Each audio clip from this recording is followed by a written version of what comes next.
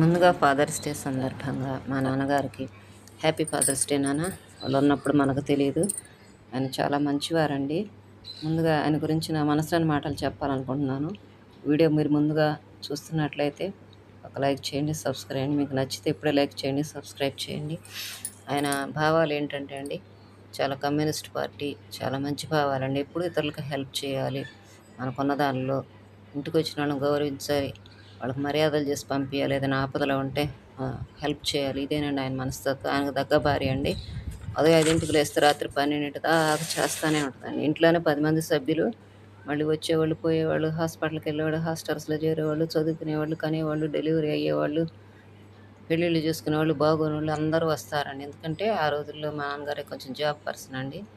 సిటీలో ఉండేవాడు. అందరూ వచ్చేవాళ్ళు. ఆయన మంచితనాన్ని చూసి వచ్చి పాపం చక్కగా వినియోగించుకొని చక్కగా వెళ్ళిపోయేవాళ్ళండి.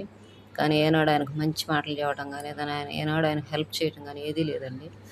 మీరు వీడియో చూసి కొన్నైనా మీరు నేర్చుకుంటారని నేను ఈ వీడియో మీతో పంచుకుంటున్నాను. అయితే కమ్యూనిస్ట్ పార్టీ భావాలండి ఆయనకి. ఆమె కూడా అలాంటిదే. అందరికీ చూడాలనే మెంటాలిటీ. ఏదో ఆయన దగ్గర ఉద్యోగం, ఫ్యామిలీ అంతా జరిగిపోతుందండి. ఎవరిని దేహి అనకుండా. ఆయనకున్న దానిలోనే అందరికీ పంచిపెట్టాడు. ఏం చేస్తాడంటే అందరికీ పంచి పెడతాడండి. తన మన అనేనేం లేదు. ఆయన జేబులో రూ. 30 అంటే రూ. 30 తీస్తాడు. ఎవరో ఒక ఆయనకి ప్లాట్ అమ్మి కూతురు పెళ్ళి అంటే కనీసం నోటు లేకుండా, ఏమీ లేకుండా, ఒక ప్రూఫ్ అనేది లేకుండా 50,000 ఇచ్చేసాడు. ఆయన అట్లా కొంచెం మంచి మనసుతో ఇచ్చాడండి. ఇంకొక ఆయన ఉన్నాడు.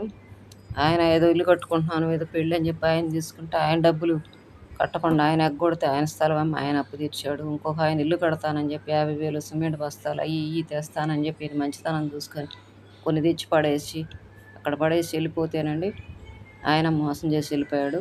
మనుషులు మారకుండా ఉంటారు, అలాగే ఉంటాడు. అందరూ చెప్పారండి వాడు దొంగోడు, ఇల్లు కూడా ఇయ్యొద్దని. ఆయన ఆడికిచ్చాడు. అది అట్లా ఆ ఇల్లు ఆగిపోయిందండి. లేకపోతే ఆ రోజుల్లోనే పెద్ద డాబా పడేదన్నారు. ఆ డబ్బులకి ఆ రోజుల్లో 50,000 అంటే ఎంత చూడండి, ఒక 25 సంవత్సరాల క్రితం. అలాంటి వాడండి. అంత మంచి చేసిన ఆయన్ని కనీసం మనుషులుగా మానవత్వంగా ఒక రోజన్న ఆలోచన రాదో నాకైతే తెలియదండి. మనుషులు మంచోళ్ళు అంటారు కానీ వాళ్ళంత స్వార్థపరులు ఎవరూ లేరు. అందరూ మంచి మంచి అంటారు కానీ వాళ్ళంత స్వార్థపరులు ఎవరు, కానీ అంత మరీ స్వార్థంగా ఉపయోగించుకోకూడదు. ఎవరో ఆస్తి కాదు కండి, వాళ్ళ ఆస్తి వాళ్ళకే ఈమన్నా కూడా ఆహా ఆయన ఆస్తి కూడా లాక్కొని ఆయన్ని మోసం చేశారండి. కనీసం కొంచెంలో కొంచెమన్నా ఇవ్వాలి కానీ మనుషులుగా అయితే తెలిసి వెనక తిడతారే, మనల్ని తిడతారే, ఒకళ్ళు తీసుకున్న మనకి పనికిరాదే, మన జీవితానికి ఉపయోగపడదని ఆలోచన కూడా మనిషికి ఎందుకు రాదో నాకైతే అర్థం కాదు. అట్లా అండి ఆయన జీవిత కథ. మీరు ఈ వీడియో చూసి మీరు కూడా కొన్ని మంచి విషయాలు నేర్చుకుంటారని అనుకుంటాను. అట్లాగని అందరినీ మనం మోసం చేయకూడదండి. అట్లాగని అందరినీ మనం అపనమ్మకాలు పెట్టుకోకూడదు. మనకున్న దానిలో హెల్ప్ చేయలేదు ఎందుకంటే వెనక తిడతా ఉంటారండి. వాడికి ఎంత ఉంటే మనకి ఏమైనా చేస్తాడా, అది ఇది అంటారు. మనకు చేతనైన సహాయాన్ని చేయాలండి. కనీసం వెనక తిడతారని జ్ఞానం ఉంటే అది చేయాలండి. మరి దేవుడు కూడా ఎందుకో వాళ్ళకే మంచి చేస్తాడండి. వాళ్ళిద్దరూ అంతేనండి, భార్యాభర్తలు. జీవితం మొత్తం ఇతరులకు చాకరీ చేయడమే. ఇంట్లో వాళ్ళు కాక వచ్చేవాళ్ళు, పోయేవాళ్ళకి ఎలా ఉందంటే చుట్టుపక్కల కూడా అనేవాళ్ళండి. వాళ్ళేంటారు, నాయన చుట్టాలు వచ్చి నీళ్ళు సొరసకపోతా, నాయన ఖర్చుకు వెనక డబ్బులు తెచ్చి చేసి అట్లా చేస్తూ ఉండేవాడు. మీరు ఈ వీడియో చూసి మీరు మంచి విషయాలు తెలుసుకోవాలని, మీరు జాగ్రత్త పడాలని ఈ వీడియో చేస్తున్నాను. కానీ కొంతమంది ఉంటారండి, ఇంట్లో ఒకళ్ళు వస్తే ఎప్పుడు వెళ్తారా, ఎంత ఖర్చు అయితే అని ఆలోచిస్తున్నారు. ఒక చిన్న పిల్లలు ఉంటేనే ఇప్పుడు నిన్నగాక మనం పుట్టిన పిల్లల గురించి వాళ్ళ ఫ్యూచర్ ఏంటి, వాళ్ళకి ఏం పెట్టాలి, ఏం చేయాలి అంత ఆలోచిస్తుంటే, మరి ఇంటి నిండా 3 పిల్లలను 4 పిల్లలను పెట్టుకుని వాళ్ళ ఫ్యూచర్ ఏంటి అనే ఆలోచన లేకుండా ఆయన హెల్ప్ చేశాడండి.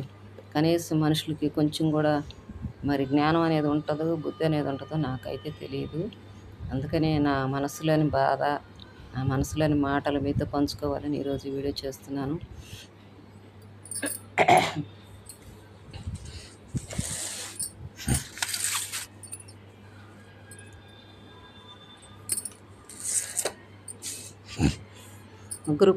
నలుగురు పిల్లలండి. అప్పటికే పెళ్ళిళ్ళు కాలేదు, ఏమీ కాలేదు, అసలు సెటిల్ కాలేదు. కానీ ఆ బాధతో ఆయన కన్నుమూశారు. తర్వాత ఎలాగో సెటిల్ అయిపోయారనుకోండి. ముందు ఇంట్లో వాళ్ళని చూసుకోవాలండి, తర్వాతే బయటోళ్ళు. కానీ ఆయనకు అట్లా ఉండదు. అందరూ మంచోళ్ళే, నా వాళ్ళు హెల్ప్ చేస్తారులే అనుకున్నాడు. కానీ ఎంత మోసం చేస్తారని ఆయన కల్లో కూడా ఎక్స్పెక్ట్ చేయలేదు. మీరు ఈ వీడియో కొంచెం ఓపికతో చూడాలండి. చివరి వరకు చూస్తే మీకు చాలా వరకు విషయాలు తెలుస్తాయి. మీరు కూడా జాగ్రత్త పడతానని చెప్తున్నాను. అనగా మొన్న పుట్టిన పిల్లల గురించి అంత ఆలోచిస్తుంటే మరి ఆయనకి ఇంకెంత ఆలోచన ఉండాలండి. కానీ అదేమీ ఆలోచించకుండా ఇతరులకి హెల్ప్ చేశాడు. కానీ ఆయన మంచితనం దేనికి పనికి రాలేదండి. కాకపోతే పిల్లలు అడుక్కోకుండా తినటానికి ఉండటానికి ఇచ్చి ఉందిలేండి. అట్లా చేశాడు. కానీ ఆయనలాగా ఎవరు అమాయకంగా మాత్రం ఉండమాకండి. అది ఈ రోజుల్లో కన్న పిల్లలే చూడట్లేదండి.